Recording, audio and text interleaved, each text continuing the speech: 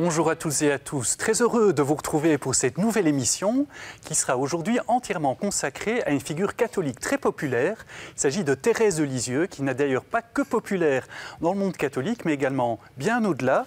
Cette année, on fête un double anniversaire. C'est le 150e anniversaire de la naissance de Thérèse, comme l'appellent les intimes, et aussi c'est les 100 ans de sa béatification.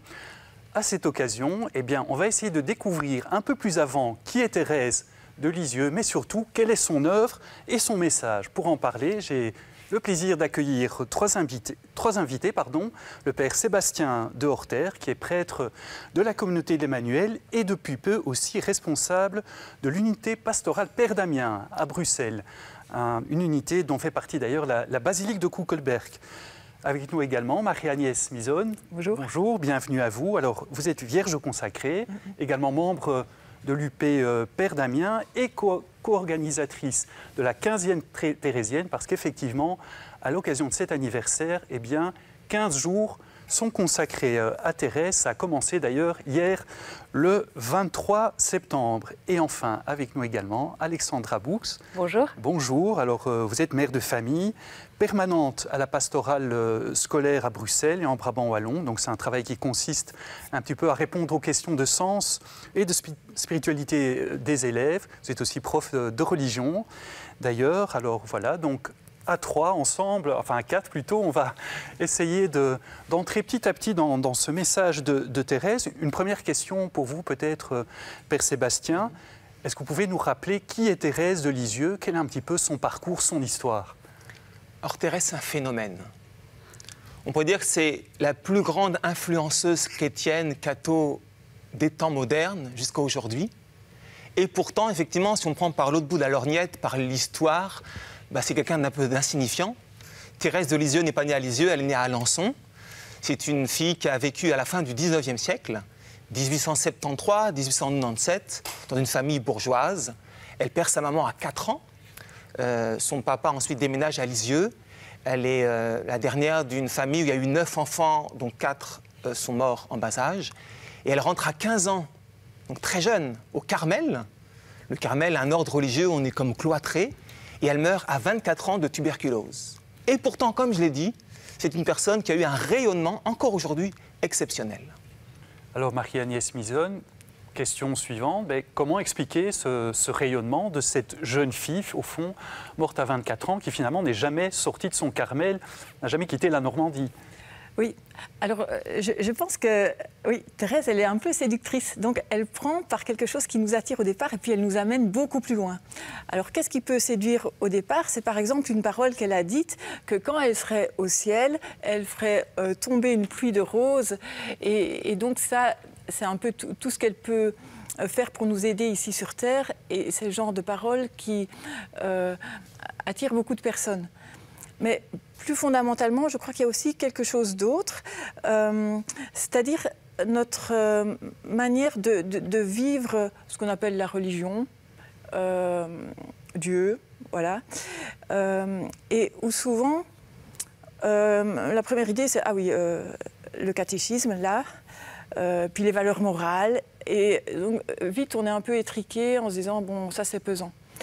Alors, quand on lit la petite Thérèse, tout de suite, il y a quelque chose de très léger et qui attire, et où, finalement, elle va nous amener au cœur de la foi, qui est aimer Dieu de tout son cœur, son prochain comme soi-même, mais par une attraction, parce qu'on voit qu'il y a un bonheur qu'elle nous propose, en fait.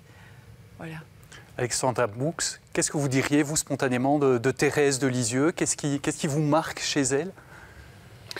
Mais pour être tout à fait honnête, il faut quand même passer un tout petit peu, quand on lit ses écrits, derrière le côté un peu fleuri et 19e siècle de ses écrits. Et donc moi, quand j'étais jeune, j'ai eu un peu de mal à passer derrière. Et maintenant que je suis beaucoup plus âgée, je me rends compte qu'en fait, c'est une femme exceptionnelle, une femme forte, réellement, qui avait... En fait, c'est une grande hypersensible. On parle beaucoup d'hypersensibilité aujourd'hui. Et à travers son hypersensibilité, elle a réussi à passer dans la confiance mais c'est quelque chose de le dire et c'est quelque chose de le faire.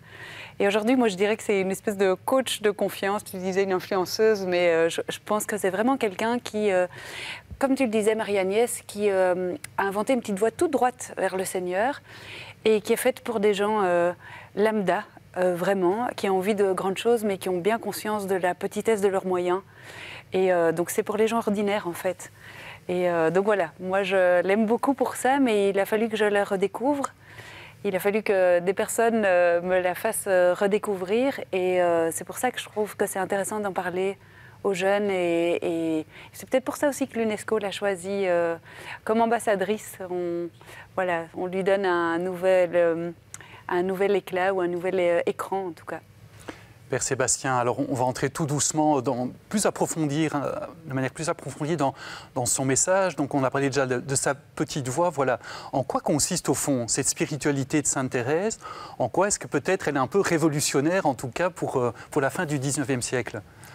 Donc il faut dire que ce qui l'a fait connaître sont des écrits. En fait, quand elle est au Carmel, différentes supérieures, qui sont aussi parfois ses sœurs, lui demandent d'écrire d'abord ses souvenirs. Et puis aussi, à un moment donné, elle va écrire une lettre à la mère supérieure. Et ces écrits ont été rassemblés, ils ont été publiés très peu de temps après sa mort, pas mal retouchés au début. On a appelé ça « Histoire d'une âme ». Et en fait, c'est là qu'il y a eu un succès non attendu. 500 000 exemplaires, enfin, évidemment, je parle après plus d'un siècle, mais donc effectivement un grand succès. Et donc, à travers ces souvenirs en fait autobiographique, effectivement, elle parle de sa vie spirituelle personnelle, de sa relation à Dieu, du secret de son cœur. Et c'est là qu'elle ouvre une voie. On la résume souvent à la fois comme la science de l'amour, donc l'essentiel d'une vie, c'est d'aimer. Et par ailleurs, la question de la confiance, allant jusqu'à le total abandon. Et en fait, ce qui est révolutionnaire, c'est que dans la vie chrétienne, on est souvent tiraillé par deux mouvements. D'une part, le fait qu'il faut faire des choses, donc il y a des efforts. Et aujourd'hui, on est sous cette société où c'est très moralisatrice. Il faut faire les choses bien, il faut faire des efforts, il faut être performant, etc. Et on voit bien que finalement, ces efforts, on n'arrive jamais au bout et puis on s'épuise. Et puis de l'autre côté, on pourrait dire, il n'y a rien à faire, c'est Dieu qui fait tout. Mais à force de dire, il n'y a rien à faire, on ne fait vraiment plus rien. Et même, on n'aime plus Dieu, et c'est comme si Dieu n'existait plus, quoi. Et Thérèse trouve une sorte de voie médiane, assez étonnante, qui est de dire, tout ce que je désire, c'est d'aimer Dieu. Comme Dieu est infini, de l'aimer de tout mon cœur. Thérèse dira, je choisis tout, je veux tout. Et en même temps, je m'en sens incapable, je me sens petite. Alors Seigneur, fais cela en moi. Alors, je te fais confiance, je n'ai pas peur de ma petitesse, et oui, je m'abandonne, et cet amour, c'est encore ton amour en moi. Alors, on peut souligner d'ailleurs que Sainte Thérèse a été très vite béatifiée, puis canonisée. Elle est même venue docteur de l'Église, qui est vraiment un peu le sommet d'une reconnaissance au sein de l'Église catholique. Marie-Agnès Misonne, est-ce que ce message de cette petite voix spirituelle, ça vous inspire concrètement dans votre vie quotidienne, votre vie de foi? Oui, parce que je fais partie justement de ceux qui essayent d'avoir des points. C'est-à-dire que je reste encore très scolaire, comme quand on est en humanité ou à l'université, il faut bien faire. Et au fond, chez Thérèse, il y a une grande gratuité, c'est-à-dire à la fois la gratuité de Dieu qui nous aime de manière inconditionnelle et pas parce qu'on a une bonne performance, et puis une gratuité d'elle-même vis-à-vis de Dieu qui est de... Je ne vais pas essayer d'accumuler des mérites, même si dans son enfance c'était un petit peu la tendance de l'époque, mais simplement essayer de faire plaisir à Jésus. Donc, elle ne va pas accumuler les béats, comme on dit aujourd'hui, pour se faire bien voir des autres ou de Dieu, mais simplement pour faire plaisir à Jésus, et à la limite, même si Jésus ne le sait pas. Il y a ça dans certaines de ses paroles. Père Sébastien, est-ce qu'on pourrait dire qu'avec Sainte Thérèse de Lisieux, on est passé de l'idée « il faut gagner son ciel » à En fait, il faut l'accueillir, il faut accueillir l'amour de Dieu dans sa vie, c'est un peu ça? Alors, il y a cela, effectivement. Donc, il y a toujours croire qu'il faut gagner son ciel. Et en même temps, le risque, l'impression qu'il faut juste l'accueillir, c'est comme s'il n'y avait pas de réponse. Or, Thérèse, il y a eu un ouvrage récent là-dessus, Éloge d'une guerrière. Thérèse, c'est une guerrière, c'est quelqu'un qui a un désir, qui a une volonté étonnante. Évidemment, elle dira à la fois, le Seigneur ne se contente que de ma bonne volonté, mais cette bonne volonté, elle est réelle. Et lorsqu'on lit donc ces manuscrits autobiographiques, on rencontre une personnalité de feu. Et je pense que c'est en ça aussi qu'elle est attachante. C'est pas quelqu'un de mièvre, c'est pas quelqu'un de froid. Et il y a une actualité. Le monde d'aujourd'hui peut être aussi, par certains côtés, très froid, très désabusé, très désenchanté, comme on dit. Dieu n'existe plus ou ça ne sert à rien. Thérèse, en fait, elle n'existe que parce que Dieu existe. Lorsqu'on choisit de s'enfermer, entre guillemets, très tôt dans un couvent, on pourrait dire on meurt au monde. Et voilà qu'elle devient si populaire. Et parce qu'au fond, lorsqu'on laisse Dieu nous faire exister, alors notre existence devient vraiment précieuse, importante et rayonnante. Et donc oui, il y a le ciel à accueillir, mais il y a le travail du désir, de la volonté, du cœur qui ne cesse de grandir, de ne pas aussi s'arrêter en chemin et de toujours continuer. Alexandra Boux, vous êtes enseignante de religion, vous vous occupez de pastoral scolaire. Est-ce que cette figure de Thérèse de Lisieux parle à vos élèves ou aux jeunes que vous accompagnez? Je crois qu'en premier lieu, il faut leur en parler. Et ça, c'est une espèce d'audace à avoir, une audace de prof ou une audace d'animateurs pastoraux ou de prêtres ou de grand-mère, de grand-père. Donc il faut commencer par ça, d'abord leur en parler. Et puis, effectivement, alors si on en parle avec simplicité aussi et peut-être dans des mots audibles, une de nos filles me faisait remarquer que dans Harry Potter, on disait qu'il n'y avait pas le combat entre le bien et le mal, mais entre l'ego et le service. Et en fait, en t'entendant, je me dis, c'est vraiment ça, quoi. En fait, voilà quelqu'un qui a une parole à dire parce qu'elle décide de ne pas choisir son ego. Et en se décentrant, elle gagne en fait tout. En perdant tout, elle gagne tout. Et ça, c'est audible en fait. Donc tout l'enjeu, c'est d'essayer de trouver les mots qui sont des mots qui sont bons pour aujourd'hui. Parce que moi, je crois comme toi qu'effectivement, on est dans une société qui est un peu dure et dure aux faibles. L'image est très importante, les jeunes sont très très pris par l'image, etc. Et tout d'un coup, de parler de quelqu'un qui dit mais moi, si j'avais commis même tous les crimes du monde, j'aurais encore confiance. Et ça, c'est vraiment des paroles, quoi. J'aurais encore confiance parce que c'est comme une goutte d'eau dans un brasier ardent. Ça, c'est vraiment audible. Parce que des jeunes peuvent être touchés dans le fond de ce qu'ils vivent. Aujourd'hui, par exemple, on parle beaucoup on parle trop peu, en fait, des suicides de jeunes qui ont l'impression que c'est foutu, qu'il n'y a pas de miséricorde. Et ils se sont plantés et ils sont condamnés. Mais tout d'un coup, de parler de ce type de spiritualité qui est vraiment très parlant pour aujourd'hui, oui, ça parle. Et en pastoral, clairement. Enfin, c'est une attitude pastorale de transmettre ça. Père Sébastien, vous voulez réagir? Oui, en fait, je dirais qu'il y a plusieurs portes d'entrée. On peut juste les nommer sans les développer. Il y a le fait que c'est quelqu'un qui a souffert. Elle est orpheline à 4 ans de mère, elle a un moment donné été malade. Et aujourd'hui, beaucoup de gens souffrent. Donc ça, on peut voir comment elle sort de cela. Par ailleurs, aujourd'hui, on veut avoir un impact dans le monde. Et on pense que pour avoir un impact, il faut aller très très vite, il faut aller sur le monde des médias, etc. Elle s'enferme et a un impact immense. Pourquoi? Quel est le secret? Quel est le secret? Une autre façon de poser la question. Eh bien, je pense que c'est ce que j'ai essayé de dire tout à l'heure, c'est qu'au fond, elle a comme une mort au monde. Alors, le mot est peut-être un peu dur, mais elle quitte ce monde et n'existe qu'aux yeux de Dieu. Et Dieu, du coup, la rend très grande. Elle qui reconnaît sa faiblesse, mais qui avait des désirs immenses, qui voulait être à la fois missionnaire, apôtre, même prêtre. Elle est tout ça à la fois, parce qu'elle laisse Dieu agir en elle. Et donc c'est très intéressant de faire réfléchir à quelqu'un. Tu veux avoir beaucoup d'influence, très rapidement, regarde quelqu'un, rentre au couvent à 15 ans, meurt à 24 ans, écrit un journal intime, un peu retravaillé quand même, et c'est vendu à des millions d'exemplaires. Et elle marque la vie de tellement de personnes. Et elle opère tellement de bienfaits. C'est quoi le secret? Et en fait, je pense que le secret aussi, c'est qu'elle rejoint la vérité de la vie.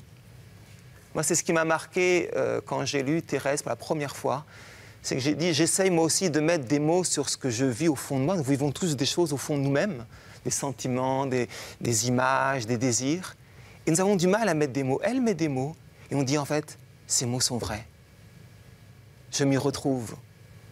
Et elle va au bout de cette vérité et elle nous montre en fait que Dieu est Dieu et que Dieu fait être quelqu'un et que pour Dieu, personne n'est insignifiant et que effectivement les petits efforts ont un impact immense, etc.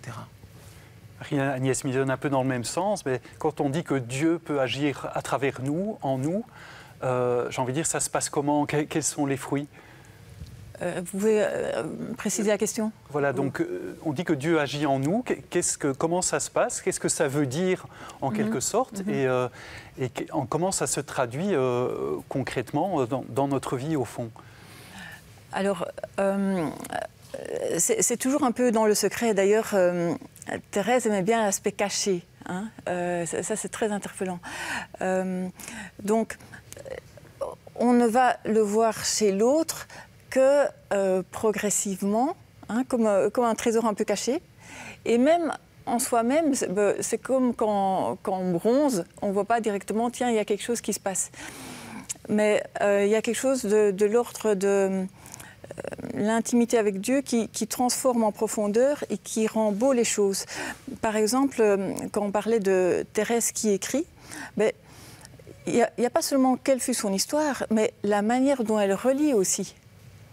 Et là, on voit que, par exemple, elle ne va jamais ni se détruire elle-même, ce qu'on peut faire en se suicidant ou en se scarifiant ou autre chose, ni vis-à-vis des autres. Donc même quand quelqu'un a été désagréable, jaloux, n'importe vis-à-vis d'elle, la manière dont elle va le raconter, la personne qui n'a pas si bien agi pourrait le lire en se disant « Waouh, elle dit ça comme ça hein ». Donc c'est là qu'on voit que Dieu est en elle, par exemple. Hein. Père Sébastien, on a parlé de miséricorde, elle a parlé aussi Thérèse parle beaucoup de souffrance, elle a beaucoup souffert. Comment est-ce qu'elle gère, entre guillemets, ses souffrances? Comment est-ce que sa voix, finalement, lui permet de surmonter ça? Qu'est-ce qu'elle fait de sa souffrance et en quoi ça peut nous parler aujourd'hui? Alors, parler de la souffrance, c'est toujours quelque chose de délicat. Il me semble que, vous voyez, il y a une souffrance qui peut nous détruire. Et à un moment donné, il y a comme un piège, c'est que la souffrance nous saisit et nous, on s'y accroche et ça devient destructeur. Et Thérèse, elle réfère tout à Dieu. Elle est capable de regarder Jésus, qui aussi, lui aussi a souffert. Et alors, elle fait ce qu'elle appelle, on dit parfois offrir, c'est-à-dire qu'elle met en communion, elle met en relation. Et elle laisse alors qu'au cœur de cette souffrance, elle découvre qu'elle peut continuer à aimer, voire même que ça devient une occasion d'amour. Et c'est ça aussi son génie, c'est cette liberté au fond. Elle ne fait pas l'éloge de la souffrance, elle ne veut pas souffrir pour souffrir, mais elle découvre au sein de cette souffrance que tout n'est pas détruit, notamment sa liberté et sa capacité d'aimer. Et puis aussi, elle découvre la communion entre les hommes. On dit comment Dieu peut agir dans une vie. Une des grandes expériences de Thérèse dans sa jeunesse, c'est Pranzini.